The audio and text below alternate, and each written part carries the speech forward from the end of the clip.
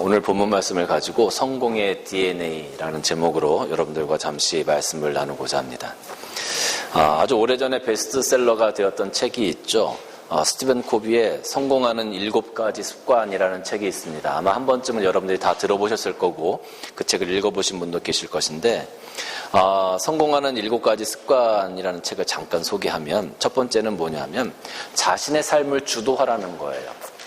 환경이나 다른 사람들이 여러분의 삶을 이끌게 놔두지 말고 여러분이 여러분의 삶을 주도해서 여러분의 삶의 목적을 이루어가라. 그것이 성공하는 습관 중에 하나고요. 두 번째는 끝을 생각하며 시작하라는 거예요. 내가 이런 일을 시작했을 때, 내가 이런 일을 계획하고 이렇게 첫 단추를 끼웠을 때, 첫 걸음을 우리가 나아갔을 때 나는 결말은 이렇게 될 거야. 그것을 항상 바라보면서 소망을 가지고 나아가라라는 것이죠. 세 번째는 소중한 것을 먼저 하라는 거예요. 우리가 해야 될 일은 굉장히 많죠. 집안일도 있고 회사일도 있고 사람을 만나는 일도 있고 여러 가지 일들이 많이 있어요. 그 중에서 먼저 중요한 것들을 먼저 하라는 거예요. 일의 우선순위를 정해놓고 중요한 것들, 정말로 내가 꼭 해야 되는 것들을 먼저 하라는 거죠. 쓸데없는 것들을 먼저 하다가 시간을 놓쳐버리거나 기회를 놓쳐버리는 일이 없도록 하라라는 거예요. 네 번째는 서로 윈윈 할 수 있도록 하라는 거예요. 세상을 살아가는 사람들은 내가 승리하기 위해서, 내가 잘 살아가기 위해서 다른 사람들을 짓밟고 다른 사람들에게 있는 것을 빼앗으려고 하는 사람들이 굉장히 많아요. 그런데 그것은 성공하는 습관이 아니라는 거죠. 서로가 윈윈할 수 있는 길을 찾아서 서로가 함께 살아갈 수 있는 그런 방법들을 찾아가라라는 겁니다. 다섯 번째는 먼저 이해하고 이해시켜라. 사람들은 자기의 말을 하기를 좋아해요. 그래서 내가 하고 싶은 말을 하는 거죠. 다른 사람이 어떻게 생각하고 있는지, 상대방이 무엇을 생각하고 있는지는 이해하려고 하지 않아요. 무조건 내 생각을 이해시키려고 하는 거죠. 그런데 다른 사람이 무슨 생각을 하고 있는지를 먼저 이해하라는 거예요. 저 사람의 입장에서 먼저 한번 생각해 보라는 거죠. 그리고 그 사람의 입장을 가지고 다시 그 사람에게 이야기를 하는 거예요. 그래서 그 사람을 먼저 이해한 다음에 그리고 그 사람에게 나의 생각을 가지고 같이 공감대를 만들어갈 수 있도록 하라는 거죠. 여섯 번째는 시너지 효과를 내라는 거예요. 시너지 효과는 1 더하기 1은 2예요. 그런데 1 더하기 1은 3이 될 수도 있고 4가 될 수도 있고 10이 될 수도 있다는 거죠. 하나 더하기 하나는 분명히 둘이고 하나는 하나인데 이 둘이 합쳐졌을 때 둘 이상의 효과를 낼 수 있다는 거죠. 좋은 협력관계, 좋은 인간관계를 이야기하는 겁니다. 마지막으로 7번째는 끝없는 쇄신을 해라. 끊임없는 개발을 해라. 끊임없이 더 나은 것을 추구할 수 있는 방법들을 찾아가라라는 거예요. 지금 하고 있는 방법, 이렇게 하니까 되더라. 이것에 만족하지 말고 계속적으로 더 나은 것들, 더 나은 환경들, 더 나은 목표들을 만들어 가라라는 겁니다. 성공하는 7가지 습관이라고 책 제목이 되어져 있어요. 거기 습관이라고 되어져 있는데 성공하는 7가지 방법이 아니고 습관이에요. 제가 이거 가만히 생각해 보니까 방법이라고 하면 그렇게 한번 할 수 있는 그런 길, 누구나 그렇게 할 수 있는 길이라는 것이 방법이고, 습관이라고 하는 것은 어떻게 보면 우리가 많은 훈련들을 통해서 또 많이 반복되는 행위들을 통해서 내 생활에, 내 삶의 일부가 되어버린 것을 습관이라고 얘기를 하죠. 그러니까 7가지 습관이라는 것은 내가 그렇게 계속적으로 훈련되어져서 그러한 삶의 태도를 가져야만, 그러한 내 삶의 일부로 그것들을 만들어야만 내가 성공할 수 있다라고 이야기를 하는 겁니다. 제가 여러분들에게 한번 질문하겠습니다. 여러분, 성공하고 싶으십니까? 실패하고 싶으십니까? 여러분의 삶을 살아가면서 성공한 삶을 살고 싶으십니까? 아니면 실패한 삶을 살고 싶으십니까? 100이면 100, 성공한 삶을 살고 싶을 겁니다. 누구든지 다 성공한 삶을 살고 싶을 거예요. 제가 이것을 가만히 한번 생각해 봤습니다. 왜 모든 사람들이 성공한 삶을 살고 싶을까? 실패한 삶보다는 그것이 나으니까 그럴 수도 있는데, 아마 하나님께서는 우리 인간들을 창조하실 때 성공에 대한 DNA, 더 나은 것을 바라보는 DNA를 우리 심령 가운데 하나님께서 만들어 놓으셨다라는 생각이 들었어요. 하나님께서는 우리들의 삶이 더욱더 발전하기를 원하고 하나님의 은혜 가운데 우리가 바라봐야 할 것들을 바라보고 매일매일 그것을 향하여 나아가기를 원하시는 마음, 그 마음을 우리 심령 가운데 하나님께서 우리를 창조하실 때 그 성공의 DNA로 창조해 놓으셨다라는 거죠. 말은 어떤 DNA가 있을까요? 말은 뛰는 DNA가 있을 겁니다. 근데 사람에게는 성공의 DNA를 만들어 놓으셨어요. 그래서 모든 사람들이 다 성공하고 싶어 하는 거예요. 그것을 갈망합니다. 우리가 아이가 태어나면 아이에게 아무것도 가르쳐 주지 않아요. 그런데 어느 때부터인가 이 아이가 가만히 누워있다가 배밀이를 시작합니다. 엉금엉금 막 배밀이를 시작해요. 아무도 가르쳐 주지 않아요. 그 아이에게 있어서는 그 배밀이가 하나의 성공의 과정입니다. 배밀이를 하고 나서 조금 있으면 그 아이가 앉게 됩니다. 앉는 것과 배밀이를 하는 것은 엄청난 차이죠. 완전히 한 단계 업그레이드 되는 삶이 아니겠습니까? 그런 성공을 향해서 이 또 아이가 달려나가는 거죠. 그리고 나서 이 아이가 조금 있으면 아장아장 걷기 시작합니다. 걷는다는 건 또 차원이 다른 이야기입니다. 완전히 또 다른 하나의 업그레이드가 되는 거죠.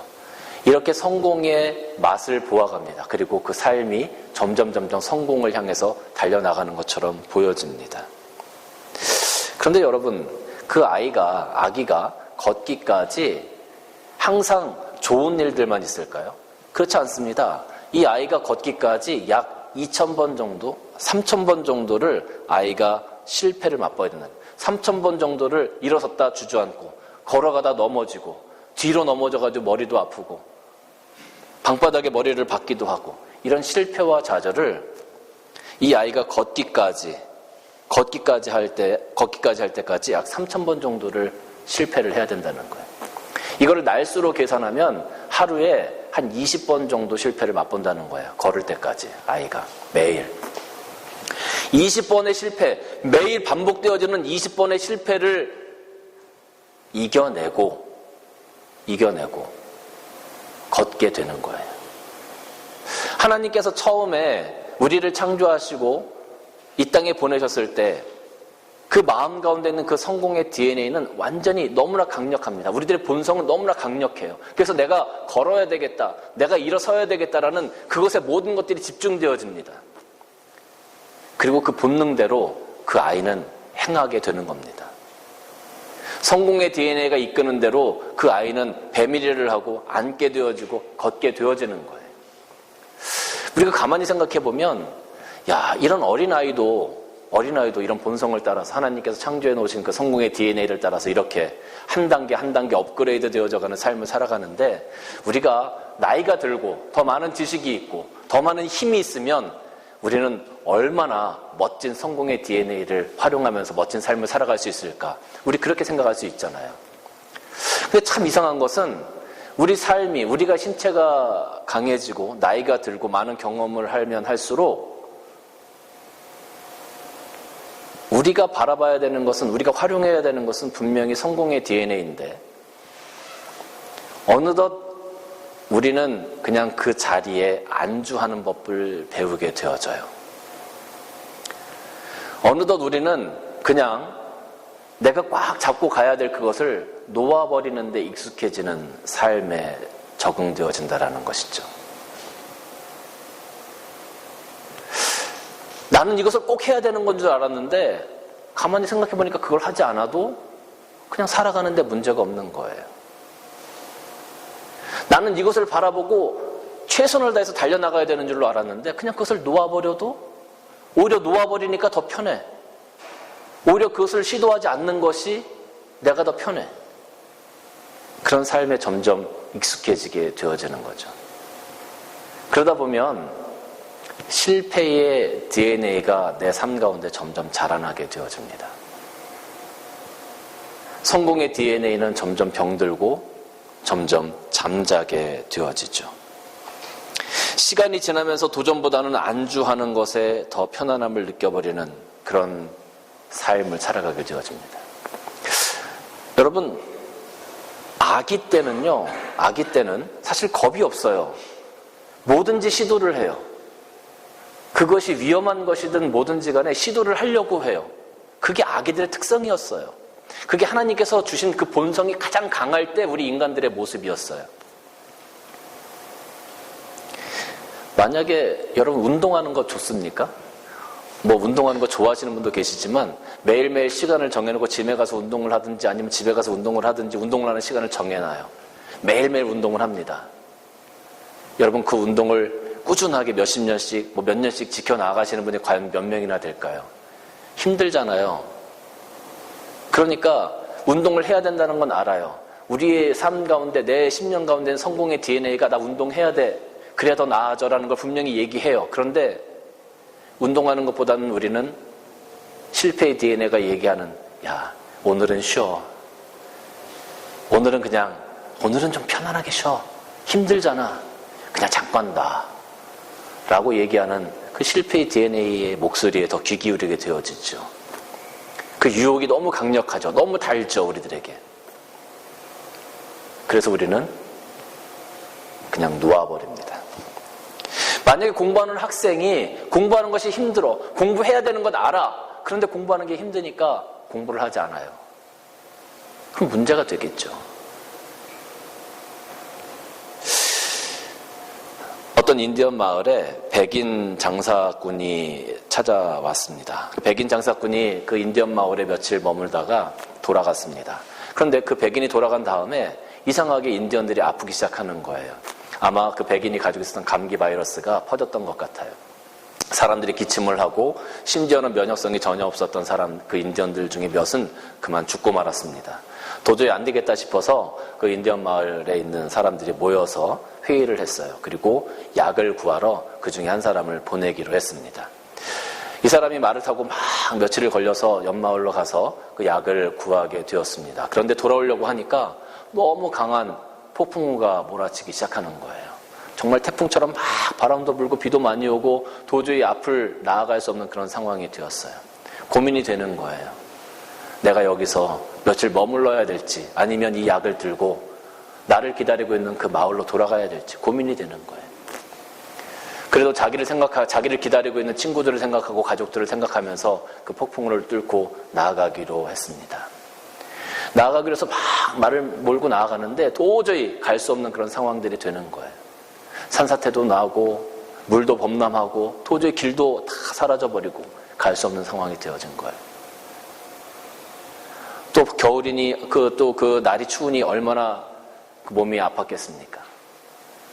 밤에는 자고 있다 보면 정말로 일어나기 싫은 그냥 이 자리가 좋사오니 여기서 내가 이렇게 그냥 머무는 것이 좋은 그런 유혹이 다가왔습니다. 그럼에도 불구하고 이 청년이 그 말에 의지해서 내가 마을로 돌아가야 한다는 그 한 가지 생각을 가지고 어렵게 마을로 돌아와서 그 마을 사람들이 그 약을 먹고 그 병을 치료했다는 그런 예화가 있어요. 만약에 이 청년이 그런 어려움 가운데서 내가 그냥 이 모든 것들을 놓아버렸으면 좋겠다 라고 생각했다면 그 마을에 있는 사람들은 아마 다 죽었을지도 모르겠어요. 그런데 그 성공의 DNA가 이끄는 대로 실패의 DNA가 우리에게 유혹하는 속삭이는 그 말이 아니라 내가 해야 될 것, 내가 바라봐야 될 것을 바라보게 하는 하나님께서 우리 속에 주신 그 성공의 DNA를 바라보고 그 말에 귀를 기울였을 때 그 마을 사람들이 살아날 수 있었다라는 것이죠. 실패의 DNA가 성장하면 성공의 DNA는 서서히 병들고 잠이 들고 맙니다. 오늘 본문을 보면 야이로의 딸이 죽었다라고 기록하고 있어요. 세상 사람들은 야이로의 딸이 죽었다고 선언했습니다. 세상적으로는 분명히 죽은 아이였습니다. 사람들이 볼 때는 가망이 없는 아이였습니다. 죽은 사람이었어요. 죽은 사람에게 무슨 희망이 있겠습니까? 죽은 사람은 더 이상 희망이 없습니다. 할 수 있는 것이 없습니다. 무기력한 상태를 의미합니다. 오늘날 우리가 이 땅에서 살아가면서 내가 정말로 감당할 수 없는 그런 문제들과 직면할 때 우리는 너무나 무기력해집니다. 그리고 그것을 바라보면서 모든 것들을 놓아버리고 싶은 유혹에 빠져들게 되어지죠. 그냥 이대로가 편하고 좋사오니 내가 해야 될 것이 분명히 있지만 그것을 감당하기가 너무 힘들고 어려우니까 내가 넘어져서 뒤통수가 깨지기 싫고 내가 주저앉는 좌절을 맛보기 싫으니까 내가 그것을 놓아버리고 싶은 그런 유혹이 우리에게 얼마나 많이 있는지 몰라요. 세상은 우리들에게 이야기합니다. 네가 무엇을 할 수 있어? 너는 이미 죽은 사람과 같아. 하나님이 네 안에 성공의 DNA를 만들어 놓으셨다고? 그게 어딨어? 네 삶 가운데는 지금 실패의 DNA만 잔뜩 있는데 더 이상 성공의 DNA는 네 본성 속에서, 내 삶 속에서, 내 믿음 속에서 작동하지 않아 라고 세상은 우리들에게 속삭입니다. 그렇게 유혹합니다. 예수님께서 그 야이로의 딸을 고치시고자 들어가셨습니다. 야이로의 딸, 사람들이 와서 예수님, 이미 야이로의 딸이 죽었습니다. 가실 필요도 없습니다. 예수님 그곳에 가셨어요. 사람들이 장례를 준비하고 울며 불며 소리를 내고 있는 상황이었습니다. 예수님이 그들에게 말씀하셨습니다. 이 아이가 죽은 게 아니라 잔다. 죽은 게 아니라 잔다. 그때 사람들이 뭐라고 했습니까? 예수님을 비웃었습니다. 예수님을 비웃었어요. 무슨 소리냐? 저 아이는 이미 죽어서 희망이 없는 아이다. 저 아이는 이미 죽어서 희망이 없는 아이다. 무기력한 아이다. 아무도 일으킬 수 없다라고 얘기했죠. 근데 예수님이 잔다라고 말씀하셨어요.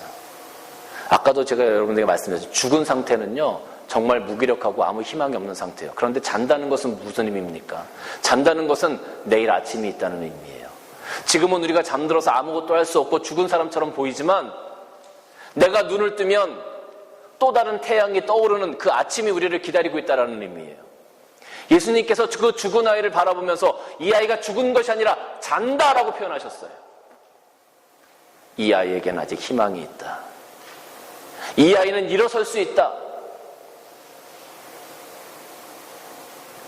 이 아이는 무기력한 것이 아니라 다시 한번 이 땅에서 생기 있게 살아갈 수 있다라고 지금 말씀하고 있는 겁니다. 그렇습니다, 여러분. 우리가 이 땅을 살아가면서 어쩌면 우리는 하나님께서 우리에게 허락하신 그 성공의 DNA, 그걸 다 잃어버렸는지 몰라요. 그래서 꿈도 없고 희망도 없고 내 삶이 너무 힘들어서 삶에 쩌들어서 오늘 하루하루를 어렵게 넘어가고 있는지 몰라요.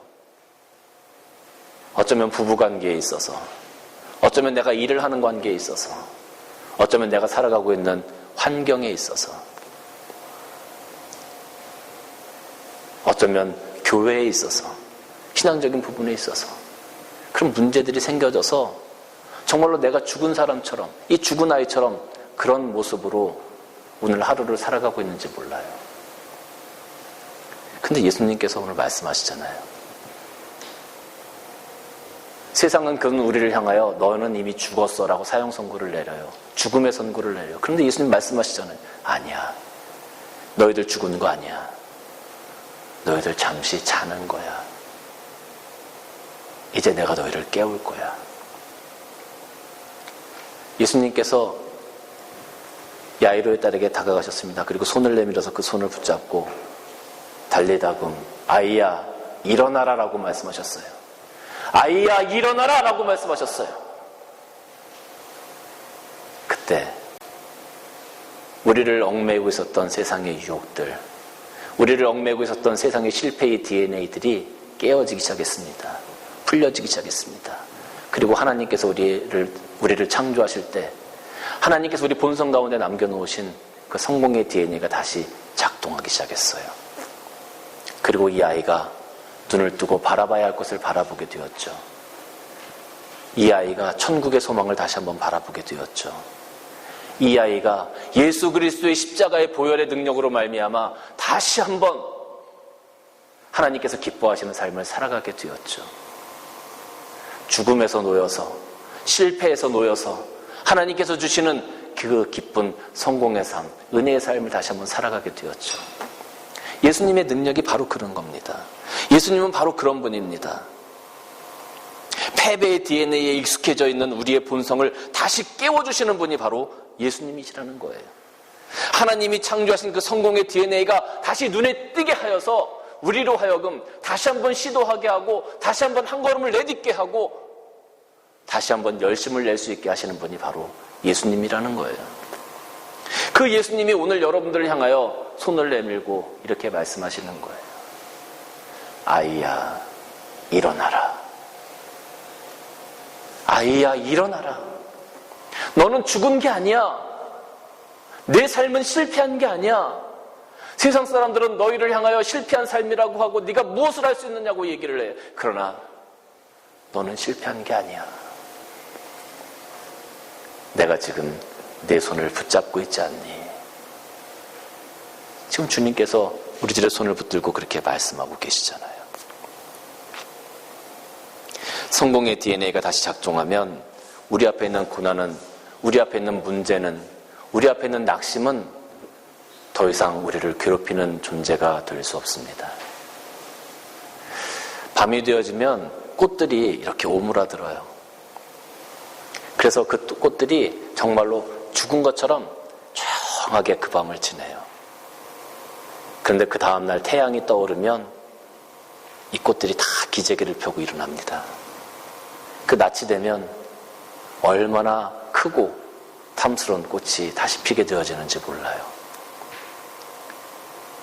세상은, 사탄은 너는 그런 꽃을 절대 필 수 없어라고 이야기해요.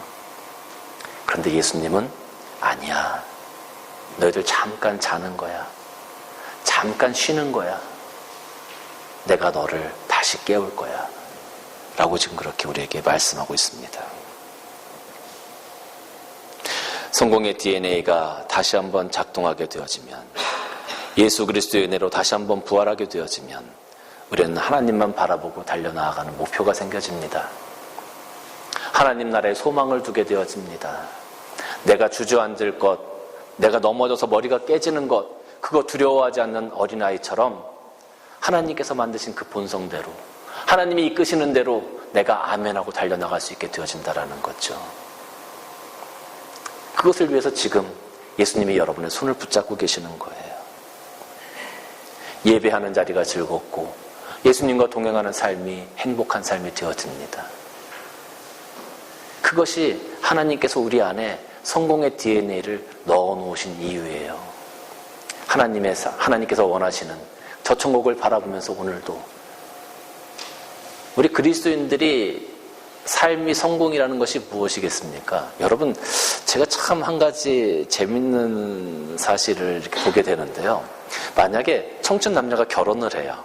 결혼을 하는데, 야, 그 집 참 좋은 집이야. 시집 참 잘 갔어. 만약에 이렇게 얘기를 한다고 하면 생각을 해보십시다. 그럼 그 집이 어떤 집일까요? 어떤 집으로 시집을 가면 시집을 잘 간 걸까요? 돈 많은 집. 맞아요. 대부분 그렇게 말씀하신다는 거예요. 다른 거 볼 거 없어. 일단 돈 많으면 시집 잘 간 거야. 그 집에 빌딩이 있으면 일단 시집 잘 간 거야.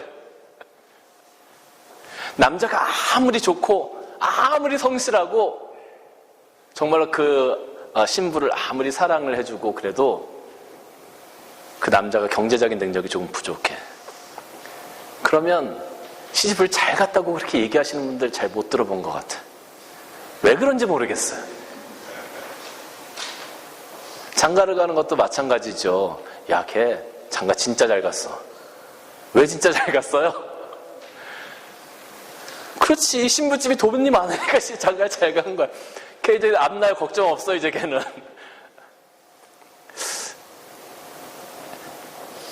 모든 사람들의 성공의 잣대가 돈이 되어져 버렸어요. 이 성공의 DNA가 잘못 작동을 해서 이 땅에서 살아가면서 자꾸 돈을 바라보고 살아가는 그런 삶의 모습을 우리가 갖게 되어지죠. 정말 하나님께서 원하시는 건, 예수님이 우리들의 손을 붙잡고 일으켜 주시면서 아이야 일어나라라고 말씀하실 때 내가 너에게 돈을 많이 줄게, 주님께서 그렇게 말씀하신 것 같진 않아요. 아이야 일어나라. 네 안에 있는 성공의 DNA가 정말로 바라봐야 될 것이 무엇인지 내가 그거를 깨워줄게. 내가 그것을 일깨워줄게. 지금 주님께서 우리에게 그렇게 말씀하시는 거죠. 사랑하는 성도 여러분, 여러분들 지금 무엇을 바라보고 달려나가고 계십니까? 여러분 지금 무엇을 꿈꾸면서 달려나가고 계십니까? 예수님께서 여러분의 손을 붙잡고 일으키시면서 김집사야 일어나라, 박집사야 일어나라 라고 말씀하실 때, 주님 제가 눈을 떴어요. 제가 무엇을 바라보고 있나요? 주님, 제가 무엇을 바라보고 있나요?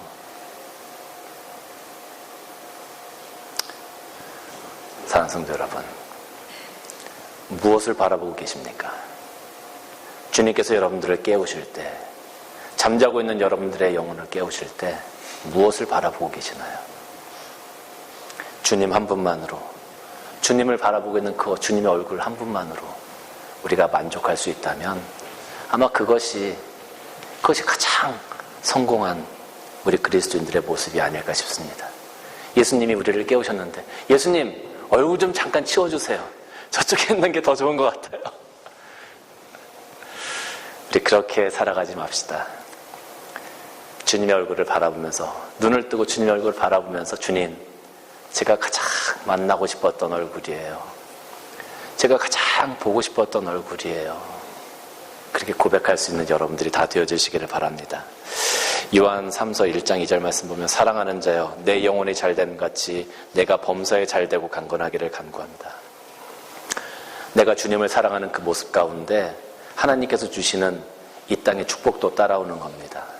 우리가 이 땅의 축복을 따라가면 우리의 영혼이 병들어요. 그런데 하나님을 따라가면 하나님께서 이 땅의 축복도 우리에게 함께 주시는 것을 믿고 나아가시기를 바라요. 우리가 바라봐야 할 것이 무엇인지, 오늘 여러분, 주님께서 여러분의 손을 붙들고 아이야 일어나라라고 말씀하실 때, 주님, 제가 일어섰습니다. 그리고 주님을 바라봅니다 라고 고백할 수 있는 여러분들이 다 되어주시기를 주님의 이름으로 간절히 축원합니다.